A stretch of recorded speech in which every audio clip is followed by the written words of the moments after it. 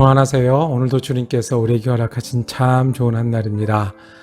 주님 주시는 힘으로 새 힘이 나고 새 소망이 더하는 귀한 한날 되기를 축복합니다. 기도하며 시작합니다. 사랑과 은혜가 많으신 아버지 하나님, 어제나 오늘이나 동일하게 우리 편이 되시고 우리 주님이 되시고 우리를 인도하시는 하나님의 은혜에 감사합니다. 우리가 날마다 말씀을 대하며 주님의 은혜의 샘물에서 새 물을 길어 주님 안에서 평안과 소망을 새롭게 하게 하시니 감사합니다. 오늘도 주님, 지치고 상한 마음들이 주님의 말씀과 인도하심에 힘을 얻게 하여 주시옵소서. 우리에게 맡겨진 많은 일들을 감당해야 되고 사람들과 함께 해야 되는데 지혜를 더하여 주시옵소서.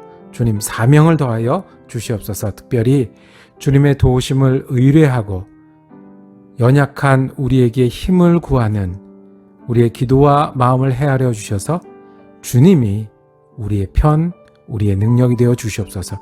우리 예수 그리스도의 이름으로 기도드립니다. 아멘. 오늘 우리가 함께 읽으실 성경은 구약성경 욥기 33장에서 34장까지 말씀입니다.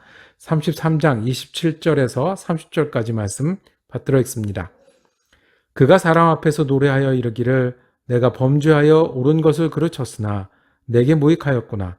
하나님이 내 영혼을 건지사 구덩이에 내려가지 않게 하셨으니 내 생명이 빛을 보겠구나 하리라. 실로 하나님이 이 사람에게 이 모든 일을 제삼 행하심은 그들의 영혼을 구덩이에서 이끌어 생명의 빛을 그들에게 비추려 하심이니라. 아멘. 오늘 함께 읽으신 말씀을 중심으로 구덩이에서 건지시는 하나님이라고 제목 정하고 은혜 나누기를 원합니다. 욥기 32장부터 엘리후라는 사람이 등장합니다. 욥이 재앙을 당하고 고통 가운데 있는데 멀리서 친구들이 왔고 그동안 3명의 친구와 계속해서 논쟁을 했습니다. 그런데 그 3명의 친구 말고 그 옆에서 지켜보던 또 한 명의 친구 엘리후가 이제부터 이야기하기 시작합니다. 자기가 이야기하는 이유를 화가 나서라고 하네요. 무엇에 화가 났습니까? 오늘 32장 앞에 보면 2절에 보면 욥에게 화가 났는데 이야기를 듣다 보니 위로하러 오고 격려하러 온 자기가 이야기를 듣다 보니 욥이 말하기는 나는 틀린 게 없다. 하나님께 괜히 벌받는다 라고 이야기를 합니다. 그러면 누가 틀렸다는 이야기입니까? 하나님이 틀렸다고 말하니 화가 났다고 말합니다. 세 친구, 이제까지 말했던 세 친구에게도 화가 났습니다. 너희들은 설명하고 그리고 이 욥이 알아듣게 얘기해서 힘을 내게 해야 되는 사람들인데 오히려 아무런 그 뜻도 이루지 못하고 욥과 계속해서 싸움만 하고 있다. 그래서 나는 젊은 사람이라 기다리고 있었고 얘기하지 않고 있었는데 화가 나서 견딜 수 없이 일어나서 이야기한다고 말합니다. 욥의 친구들은 네가 잘못해서 하나님께 벌받는다라고 말하니 회개하라고 말하니 욥은 나는 틀린 게 없다라고 말하는 대답하는 일이 반복되고 있는 이때 엘리후는 질문을 던지며 얘기합니다. 우리는 모를 수 있지만 하나님도 모르실 수 있을까? 죄를 짓고 잘못하고 옳고 그른 것을 우리는 모를 수 있지만 우리는 내가 아는 게 전부라고 말하지만 하나님은 모를 수 있을까? 그리고 우리는 아플 수 있지만 우리는 사람이 있어서 뼈도 있고 몸도 있고 해서 아플 수 있지만 하나님도 그렇게 하실 수 있으실까? 하나님은 회복시키지 못하는 아픔이 있으실까? 하는 겁니다. 우리가 힘들어요? 어려워요? 도와주세요? 당연히 말할 수 있는 순간에 엘리후의 질문은 우리에게 물어봅니다. 또 하나님이 어떤 분이신데 네가 알지 못한다고 이해가 안 간다고 해서 하나님이 틀린 건가? 네가 아프다고 해서 하나님 회복시키지 못하시는 분이신가? 그래서 오늘 읽은 말씀에 그렇게 얘기합니다.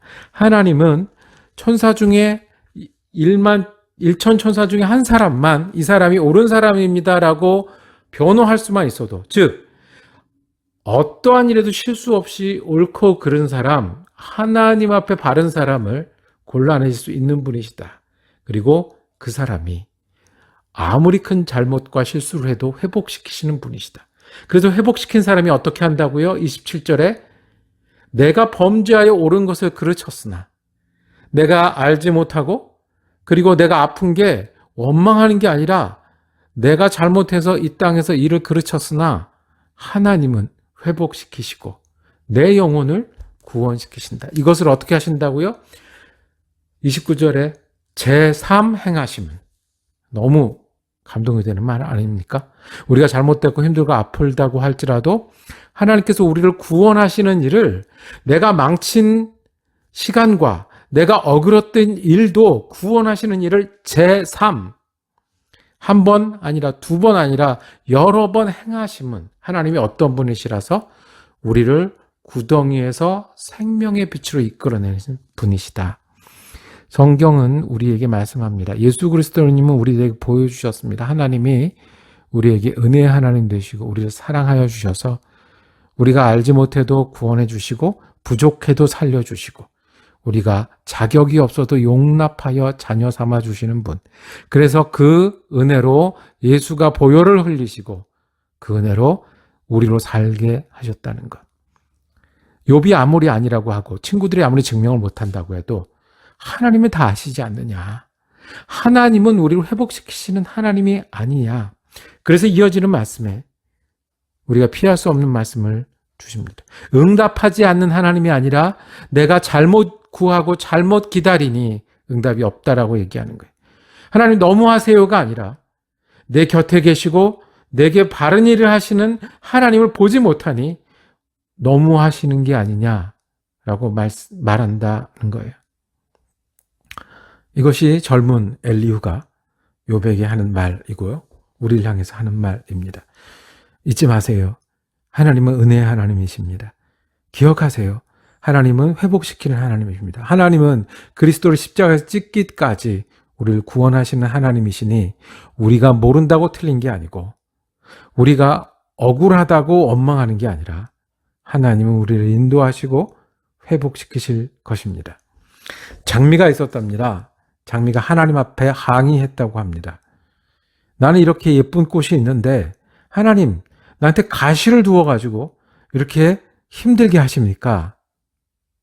하나님이 장미에게 설명해 주셨다고 합니다.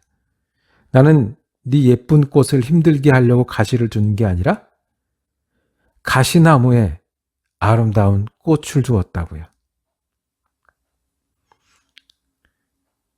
여러분, 예수님이 우리에게 꽃이 되셔서 가시나무인 우리 인생을 아름다운 나무가 되게 하신 분이십니다. 이것이 변치 않는데 내가 중심이 되고 내게 좋은 것을 주셔야 되는 하나님인데 왜 그러지 않느냐고 원망하는 것을 욥에게 책망하시고 우리에게 책망하십니다. 내게 복을 주시고 내게도 힘을 주시고 나를 봐주셔야 되는데 안 그랬다고. 우리가 많은 경우 남과 비교해서 그래요. 나는 하나님 믿는데 믿지 않는 사람들은 저렇게 잘 사네요. 나는 하나님께 이렇게 하려고 했는데 그렇지 않은 사람들은 괜찮네요.